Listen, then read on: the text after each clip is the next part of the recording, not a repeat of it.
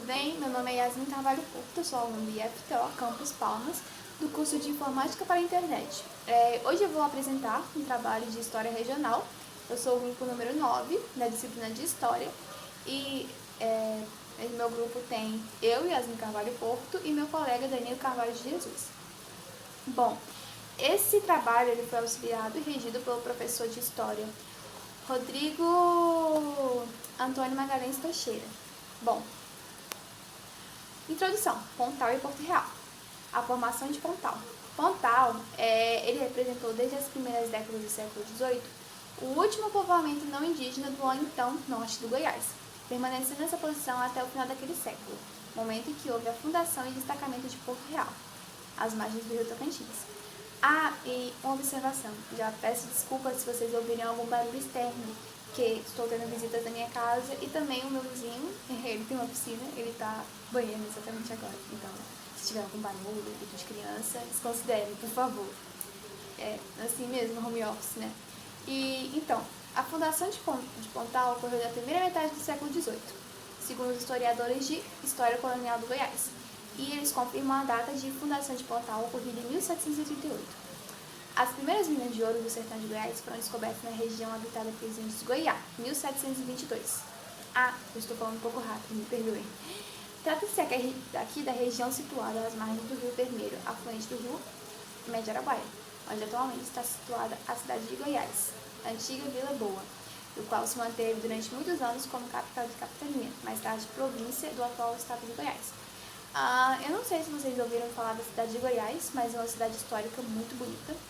Eu nunca fui, porém sempre ouvi muito bem falar dela, do estado de Goiás, e meu pai falou que também conheceu, já que ele é goiano também, que veio para cá no início da fundação do Tocantins.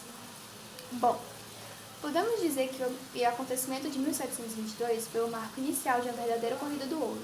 A gente sempre vê nos filmes mostrando esse processo de corrida do ouro, em que as pessoas elas entram em vários locais assim, para busca do ouro, né? E qualquer riacho, rio, levaram a adentrarem mais longínquos territórios, muitas vezes totalmente desconhecidos, né? E eu acho que tem alguns filmes até recentes em relação a isso. E Pontal, segundo os historiadores, nasceu a partir desse processo, a corrida do ouro, tendo sido descobertos garimpos na região setentrional, da então capitania de São Paulo. E ela foi fundada 4 anos após a atividade, 1734, 2 anos antes de Arraias, 1740, e 8 anos antes de Carmo, cuja fundação parece datar 1746. Bom, a relação de Pontal e Porto Real, entretanto, provocou algumas dúvidas e confusões até mesmo em historiadores como Luiz Palacim. Em sua obra Goiás, de 1722 a 1822, escrita originalmente como tese de livre docência pela Universidade Federal de Goiás, Palacim confunde o arraial de Pontal com o destacamento de Porto Real, que é um erro até comum, digamos assim. O mais problemático da afirmação do então ilustre historiador é que ele não apresenta qualquer evidência documental para afirmar sua afirmação. Bom, segundo a interpretação do autor, Pontal surge a partir dos garimpos, encontrados próximo à região do Rio Tocantins, e se formou nas mesmas condições que os demais arraiais daquele período. Pontal existiu pelo menos durante 100 anos, no sopro da serra do mesmo nome, região conhecida atualmente pelos moradores locais como Vale do Ouro. Eu pesquisei sobre o Vale do Ouro no Google para ter uma foto de como ele está atualmente, se virou alguma coisa assim em Porto Nacional, só que eu não achei nada em relação a isso. Então, me desculpe se não ter uma imagem para ilustrar isso. O destacamento de Porto Real, ao contrário, foi criado somente depois de muitos anos, em meio a outro processo histórico do qual tratarei mais adiante. Igual eu disse, tentei encontrar uma foto, porém, me desculpem, eu não encontrei. Bom, tudo indica que o Pontal foi um arraial florescente, tendo o mesmo esplendor daquele de Monte do Carmo em atividade. Realizava-se a atividade de garimpagem de ouro, e logo após o término da interdição de navegação do Rio Tocantins, ocorrida no final do século XVIII, praticava-se também comércio fluvial. Em relação a esse término da interdição, é que assim, até um certo período da história, que é retratado nesse livro, era proibido ter comércio fluvial nessa região do Rio Tocantins, que foi a partir da fundação de Porto Real e quando quiseram começar a ter o livre comércio entre Belém do Pará e pelo Rio Tocantins, essa lei foi meio que revogada, digamos assim. Bom, este arraial compunha-se de uma rua principal, com cerca de 300 metros de extensão, e uma secundária perpendicular à primeira. Em 1824, contava-se com 49 casas, dispostas além dessas duas ruas, sendo que a principal terminava na Praça da Igreja. O arraial era habitado por uma população de 143 pessoas livres e 38 escravos, contando assim com uma população de 181 pessoas. Pelos vestidos encontrados no local no extinto arraial, pode-se perceber que a maioria das casas era de adobe, cobertas de telhas, com pisos de lajotas de cerâmica. E um comentário aqui que, segundo os historiadores, até um certo período, Pontal tinha uma melhor estrutura do que Porto Real, que mais à frente terei mais sobre. Semelhantes às encontradas atualmente nas casas mais antigas de Porto Nacional. Inclusive, Porto Nacional é uma cidade muito histórica e, vale a pena visitar para visitar os pontos turísticos da região, que tem uma igreja muito bonita lá. E também tem várias conservações de várias casas mais antigas. Bom, naquele período, vivia nas proximidades do Arraial de Pontal a maioria da população. Segundo a segunda lista da população do Arraial, corrigida também em 1824, havia uma população de 444 pessoas livres, além de 84 escravos e 61 escravos, totalizando 599 pessoas. Assim, os habitantes do Arraial de Pontal, inclusive os moradores urbanos, rurais, faz um total de 780 pessoas livres e escravas. Entre as atividades econômicas desenvolvidas na área urbana estava a fiação de tecelagem, atividades econômicas desenvolvidas em maioria por mulheres, sapataria e alfaiataria, atividades masculinas. Bom, já no meio rural, entre aspas, porque era um pequeno povoado, então todo cercado de fazendas, digamos assim, predominava a lavoura, bem como a pecuária, com as fazendas de gado e criação cavalar. Um dos mais abastados fazendeiros era o vigário reverendo José da Franguia, que possuía um engenho de açúcar que utilizava 21 escravos e 13 escravos. Igualmente abastado era Antônio Cristão Pesqueira, que possuía a fazenda de gado, vacum e cavalar, empregando 21 escravos e 15 escravas nesse trabalho. Dessa maneira, acredito que nas duas primeiras décadas do século passado, segundo o autor, igual disse anteriormente, Pontal tinha uma melhor estrutura do que Porto Real. Enquanto este tinha a maioria das suas casas cobertas de telhas, em 1819 a maior parte das casas de Porto Real era coberta de palha. E aqueles arraiais em meados do século XVIII eram um isolamento quase total em relação aos outros, dentro do território dominado por diversas sociedades indígenas. Uma observação que eu vou falar um pouco mais no final, mas eu vou repetir aqui, é que acredita-se que nesse período o Chavante e o Xerente formavam apenas um grupo e viviam mais próximo do Arraial de Pontal, pois tinham seu território tradicionalmente entre o Rio Tocantins e a Ilha do Bananal, ocupando também a parte da margem direita daquele rio.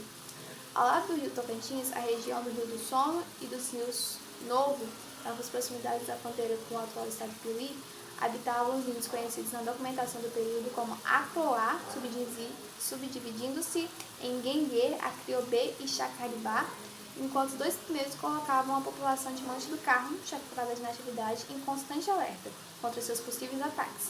O último costumava atacar a região de Arraias, ao sul das margens do Rio Tocantins e Maranhão. Os alvacanoeiros predominavam em um amplo território, constantemente atacavam fazendeiros e garimpeiros. Na tentativa de resolver o problema da região, os conflitos entre os bancos e o Ascroá e Chacribá, o governo de Goiás lançou às mãos do serviço uma sertanista com o nome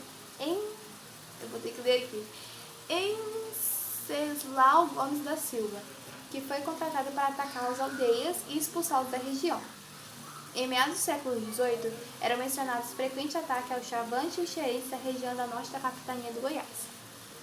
Contra eles eram expedidas bandeiras, que, sendo uma delas, em 1765, utilizou-se de Pontal como base de apoio. Naquele período, os acroais estavam vivendo um violento processo de expulsão em suas terras, no alto do Rio do Sono, abrindo espaço para a apresentação dos tenentes. Os Acuá foram violentamente atacados na região do sul do Piauí. Inclusive, é uma curiosidade interessante aqui que eu pesquisei, nos primeiros anos do século XVIII, eles se deslocaram para o sul e se alojaram na margem direita do Rio Tocantins, onde passaram a atacar os habitantes de Monte do Carmo, Chapada e Natividade. E ali eles foram novamente perseguidos e dessa vez por Ensley Salvones da Silva, sendo finalmente aldeados em São José do Rio, atual cidade de Higienópolis, que na época também era um arraial. Contudo, a vida econômica dos arraiais do norte goiano declinou vigorosamente na metade do século XVIII. O processo de declínio geral das atividades mineradoras no Brasil acontecendo-se ao mesmo em toda a capitania de Goiás. Para tentar reativar economicamente as capitanias de Goiás, Mato Grosso e Pará, e entre outros na região norte, os governadores lançaram a mão política de incrementar a navegação de grandes rios, visando ativar o comércio como Belém. Para o caso de Goiás não havia que convencer as autoridades de Lisboa a suspender a proibição da navegação pelo Rio Tocantins, que eu acredito que eu citei anteriormente, que era proibida a navegação por ali, que existia desde 1730, para que se evitasse o extravio de ouro. Essa interdição somente foi suspensa em 1782. Pontal e Porto Real, a fundação de Porto Real. Bom, a partir de então, foram organizadas várias expedições para explorar o Rio Tocantins e criar as condições necessárias para a navegação. O principal obstáculo, no entanto, eram as comunidades indígenas que ali habitavam, já que elas não eram nada pacíficas. E dentre as medidas tomadas pelo governador do estado de Goiás, no momento que era, na época, Tristão da Cunha Menezes, ele decidiu fundar Porto Real em 1791. Inicialmente, para ajudar as embarcações em direção a Belém do Pará. Tal destacamento tinha como objetivo servir como forma de proteção aos ataques indígenas, além de um posto de controle de comércio com Belém. Esse destacamento foi criado após uma viagem pelo Tocantins, realizada naquele ano em 1791, pelo cabo Tomás da Souza Vila Real, a serviço do governador. A partir desse período, coexistem Arraial de Pontal e o destacamento de Porto Real. Segundo a tradição oral que existe atualmente em Porto Nacional, Tocantins, a origem de Porto Real se deu da seguinte maneira: o Arraial de Pontal foi atacado pelos xerentes e a maioria da população acabou sendo morta. Os sobreviventes fugiram e atravessaram o Rio Tocantins e foram a nado estabelecer-se à margem do rio, junto à casa do canoeiro Félix Camoa. A partir de então, deixaram de garimpar para ocupar a atividade comercial de navegação, navegando de Tocantins até Belém. Esta mesma história ela é contada em vários livros, como, por exemplo, o livro do Val Goldinho, História de Porto Nacional. Eu tentei colocar um trecho aqui, mas agora eu estou vendo que ele ficou meio bugado, então eu vou ler aqui, ok? As tais medidas oficiais surgidas nos primeiros lustros do século passado juntaram-se a outras circunstâncias propiciadas no rápido desenvolvimento de Porto Real. Uma delas, embora lamentável, foi o doloroso massacre de Pontal. Os sobreviventes, no doloroso êxodo, fixaram-se definitivamente em Porto Real. Goldinho, 1988. Porém, a interpretação do autor do livro que me baseei para fazer esse trabalho é um pouco diferente. Ele diz que essa tradição não corresponde exatamente aos fatos. Mas, por exemplo, pode ter uma explicação plausível, que ele diz, para essa aparente confusão. Os habitantes de Pontal realmente realizavam garimpagem de ouro em diversos locais ao redor do arraial. Por volta de 1810, um grupo estava garimpando o Ribeirão de Matança, local de abundante extração de ouro, quando foram atacados pelos índios. Provavelmente os xerentes tenham sido todos mortos. Mas aquele ataque permaneceu na memória da população. E aos poucos, eles foram mudando para Porto Real. Mas esse massacre provavelmente não foi o fator determinante para a extinção desse arraial. Deve-se ressaltar, contudo, que o ataque ocorreu no garimpo de Ribeirão da Matança e não no arraial de Pontal. Este permaneceu por muito tempo ainda conforme as informações contidas em vários documentos do século XIX, conforme veremos a seguir. Bom, e nesse próximo slide eu coloquei a foto de Porto Nacional. O antigo Porto Real é o atual estádio de Porto Nacional e Porto Real no início do século XIX. Bom, O número de casas, segundo o naturalista austríaco Johann Emanuel Purro, que ele foi em Portugal em 1819, ele descreveu da seguinte maneira: o número de casas chegava a 30, sendo que a maioria delas era coberta de palha. Poucas eram cobertas de telhas. A água consumida era trabalhosamente trazida do rio. Fecha aspas. Contava um arraial com um destacamento de 10 soldados que não recebiam soldos havia 4 anos, vivendo em plantações à margem do rio. A jurisdição de Arraial de Porto Real compreendia o Arraial de Pontal. Segundo o viajante, quase despovoado, Carmo e Vila de São José de Duas Barras. Então, essa jurisdição abrangia esses 3 arraiais. Segundo o naturalista, a população da região vivia do cultivo de fumo, algodão e mandiocas. Inclusive, o algodão deles era de altíssima qualidade, sendo preferido em relação aos outros locais. Criava-se gado e poucos porcos. Isso ocorria em razão porque não tinha uma grande produção de milho. E Paul Hu finaliza dizendo que o calor de Porto Real era extraordinário. Bom dia, eu sou Danilo Carvalho, estudante do IFTO e fazendo curso de Informática para a Internet do 2º ano. Vou falar um pouco sobre o crescimento de Porto Real e a extinção de Pontal. Bom, o crescimento das atividades comerciais e de navegação pelo rio Tocantins, ele levou a população do arraial de Pontal a abandoná-lo e, consequentemente, passaram a viver no crescente arraial de Porto Real. O príncipe regente da época, através de uma carta régia de 5 de agosto de 1811, ele ofereceu vantagens para quem quisesse estabelecer as margens do rio Tocantins, que visava com isso favorecer o comércio com Belém do Pará, e entre as vantagens oferecidas, ele agraciava os moradores com os mesmos privilégios que eram dados a moradores da capitania de Minas Gerais em relação ao Rio Doce. Dentre esses privilégios, eles podem ser divididos em 4.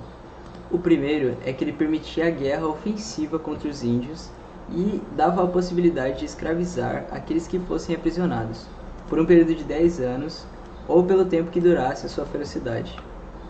O segundo é que ele estabelecia por 10 anos a liberdade de exportação e importação de todos os gêneros comercializáveis que fossem feitos pelo rio Tocantins. Em terceiro, ele concedia uma moratória de 6 anos aos devedores da Fazenda Real, que fossem se estabelecer às margens do mesmo rio. E em quarto, ele isentava por 10 anos o pagamento de dízimos para aqueles que fossem ocupar as terras dos índios. Bom, agora eu vou falar um pouco sobre os ataques que o arraial de Pontal sofria e que acabou fundando também a Porto Real. Existem algumas teorias de que a história do ataque permaneceu como um ato fundador de Porto Real e que causou também a extinção de Pontal, porque ela servia como um elemento contrastivo que possibilitava a formação de uma identidade aos habitantes de Porto Real. E além disso, dava a fundação marcada pelo ato da suposta violência de um grupo indígena contra a população local, e criava-se um discurso que servia à população da região justificar as situações de mútua hostilidade entre ela e os diversos grupos indígenas locais. Bom, criou-se um discurso que, repetido várias vezes, acabou se tornando verdade, ou seja, cristalizou na mentalidade popular que as atividades dos povos indígenas são hostis contra os colonizadores, os civilizados e os cristãos. Pode ser justificado assim, ideologicamente, os ataques dos próprios brancos realizavam às aldeias indígenas, os quais aconteceram ao longo de toda a segunda metade do século XVIII e a primeira metade do século seguinte. Segundo algumas informações do Conselho de Estado, que foi reunido em 15 de maio de 1832, os Xerente haviam atacado 3 vezes as imediações de Porto Imperial, Pontal e Monte do Carmo, que foi ordenado que se fosse enviada uma bandeira com intérpretes para tentar convencer os Xerente a não mais repetirem aqueles ataques. Em janeiro de 1834, os Xerente atacaram a fazenda de Tomás de Souza Vila Real e mataram seu sobrinho. Logo em seguida, eles atacaram próximo do arraial Pontal próximo do arraial de Pontal e mataram em seu sítio o juiz de paz, sua mulher e 3 escravos. Em sua fuga, eles ainda levaram consigo 5 prisioneiros da família do juiz morto. Os moradores de Pontal e Porto Imperial formaram então uma bandeira, que foi financiada com o dinheiro do governo, que era destinado à catequese e civilização dos índios, e perseguiram os índios. A partir daí, eles encontraram uma aldeia que sofreu um ataque, e liberaram a partir daí 13 brancos, que eram mantidos prisioneiros de Xerente. Além disso, eles também capturaram 19 crianças de Xerente, e essas crianças tiveram a ordem do conselho do governo para que fossem enviadas à capital e fossem distribuídas pelos juízes de órfãos de Porto Imperial entre os moradores locais. Para se vingar, os Xerente fizeram vários ataques às fazendas próximas de Porto Imperial. Diante dos conflitos permanentes, tanto com os Xerente quanto com os Avacanoeiro, esses últimos que habitavam mais ao sul de Porto Imperial, a Assembleia Provincial deliberou a autorização de que se formasse um corpo militar de até 200 praças, que foram divididos em 2 divisões, sendo que deveria atacar, a primeira deveria atacar os Avacanoeiro e a segunda deveria atacar o Xerente.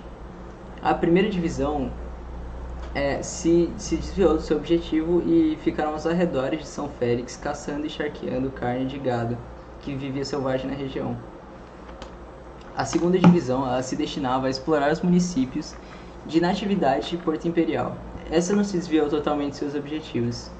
Do município de Natividade formou-se um corpo de 60 praças, que era comandado por Manuel Albuquerque do Carmo, e marcharam 95 praças sob o comando do tenente-coronel Vicente Aires da Silva.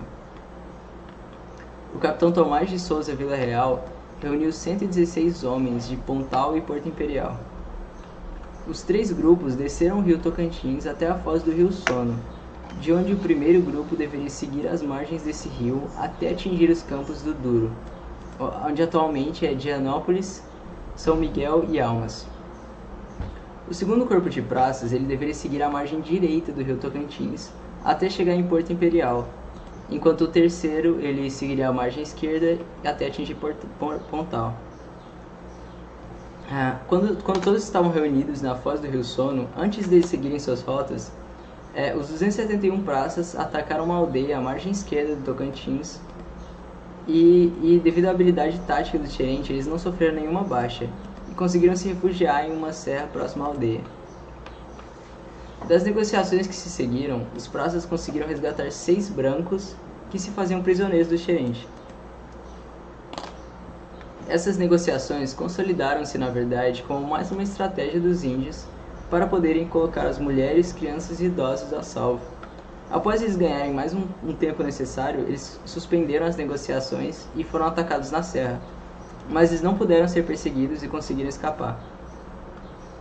Depois dos 3 corpos de praça, eles permaneceram 14 dias na aldeia, sendo 271 praças alimentados a partir da produção das roças do Xerente. A área plantada era tão grande que eles resolveram abandonar a aldeia depois de destruir os restantes das roças. Entretanto, esse abandono da aldeia era só uma estratégia dos comandantes da operação, pois eles sabiam que os Xerente poderiam voltar lá a qualquer momento assim que os soldados saíssem. Depois de dividirem os 271 praças nas 3 divisões, que foram planejadas anteriormente, o capitão Tomás de Souza, com 116 soldados, voltou a atacar a aldeia e conseguiu capturar mais 14 crianças Xerente. Em seu relatório de 1838, o presidente da província de Goiás, Luiz Gonzaga de Camargo, ele informa que os conflitos com o Xerente ainda não haviam terminado. A despeito de terminar em impor a eles um limite territorial, eles forçaram os Xerente a permanecer abaixo do lajeado. Eles ainda continuaram atacando as fazendas da região e, em 1888, mais uma vez, Tomás de Souza Vila-Real foi autorizado a formar uma bandeira e atacar os índios. Assim, os arraiais de Pontal e Porto Real, mais tarde denominado Porto Imperial, eles conseguiram conviver por pelo menos as 3 primeiras décadas do século XIX, sendo que somente em 1835 a paróquia de Santana Pontal acabou sendo extinta. vimos que certamente em 1819, quando a viagem de Poe, o arraial do Pontal ainda era povoado. Ele ainda era povoado e essa informação também se verifica através de um mapa da população do arraial. A partir do levantamento realizado em 1824, existiam 49 casas habitadas e com uma população de aproximadamente 143 habitantes. No caso, 143 pessoas livres e 38 escravos, que viviam no arraial. Uma população de 180 pessoas no total. E além disso, ainda havia, como vimos, a população que habitava a zona rural, que era uma grande maioria.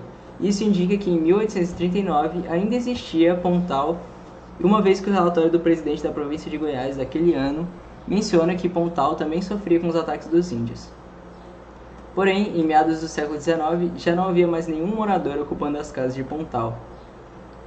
Houve um testamento escrito em 1867 que foi utilizado como uma fonte de evidência da sua extinção. No momento em que Juliana Cortes Real fez seu testamento, ela estava bastante doente e contava com aproximadamente 85 anos de idade. Agora eu vou falar um pouco sobre a população dos Xerente. Os Xerente eles têm um dialeto da mesma língua que pertence à família G. Os Xerente eles mantêm com vitalidade sua língua e as crianças de até 5 anos só falam a língua indígena. Os adultos utilizam em todos os contextos da vida cotidiana nas aldeias. E quando eles conversam com não-índios, eles falam fluentemente o português. Bom, o território Xerente ele é composto pelas terras indígenas Xerente e Funil, que localiza-se no Cerrado do estado do Tocantins, na banda leste do rio Tocantins, que fica, no caso, 70 km ao norte da capital, no caso, Palmas. A cidade de Tocantinia é localizada entre suas duas terras e tem sido, ao longo desse século, um palco de tensões entre a população local não indígena e os Xerente, que desde a fundação do estado do Tocantins, em 1989, o seu território é foco das atenções regionais e nacionais, devido à localização estratégica, que eles encontram-se atualmente rodeados de projetos de desenvolvimento incentivados pelos governos federal e estadual em parceria com a iniciativa privada. Bom, agora quanto às considerações finais, a partir desse trabalho, nós apresentamos algumas informações sobre a relação entre Pontal e Porto Real, no caso, dois arraiais do norte de Goiás durante os séculos XVIII e XIX, e foi visto que eles nasceram em situações distintas, enquanto Pontal teve a fundação no princípio do século XVIII, dentro do processo de intensificação da mineração na região. Porto Real, ao contrário, ele nasceu na decadência dessa atividade, como uma forma de incentivar o comércio fluvial pelo Tocantins até Belém do Pará. E acabou tornando-se assim uma outra alternativa econômica para o norte de Goiás. E muito embora exista a tradição oral de Porto Real de que ele teve seu desenvolvimento populacional promovido após o ataque dos Xerente, que destruiu Pontal, nós mostramos que essa versão não é condizente com os fatores documentais, que no entanto foi uma formação discursiva fundadora e justificadora da própria ação da população na região contra os povos indígenas. E quanto às interpretações, restam ainda inúmeros trabalhos de pesquisa a serem feitos, principalmente sobre Pontal, e como se pode perceber, esse arraial sobreviveu por mais de 100 anos, e durante o período áureo da mineração, o que implica em dizer que se tratava de um arraial com um certo volume de riqueza, e que se assemelhava aos demais arraiais da região, como Natividade e Carmo. Durante pesquisas futuras, é possível fazer o levantamento sobre o local onde existiu o arraial do Pontal e realizar-se posteriormente pesquisas arqueológicas a partir de recuperação de informações sobre a vida naquele arraial. E é possível pensar nas formas de preservação desse importante patrimônio histórico do povo do Tocantins. Bom, agora quanto aos agradecimentos, nós agradecemos ao professor pela oportunidade, tem o meu e-mail e da minha colega aí, e a frase motivacional do final que o professor pediu, que no caso, todas as sociedades humanas, grandes ou pequenas, embora elaboradas ou simples, têm suas histórias tradicionais, sejam verdadeiras ou falsas, ou parcialmente verdadeiras e parcialmente falsas. Todas essas histórias funcionam como mitos de origem, como documentos da existência humana. Elas explicam ao início ou ao princípio do como é nós começamos e como é que nós chegamos ao que somos hoje.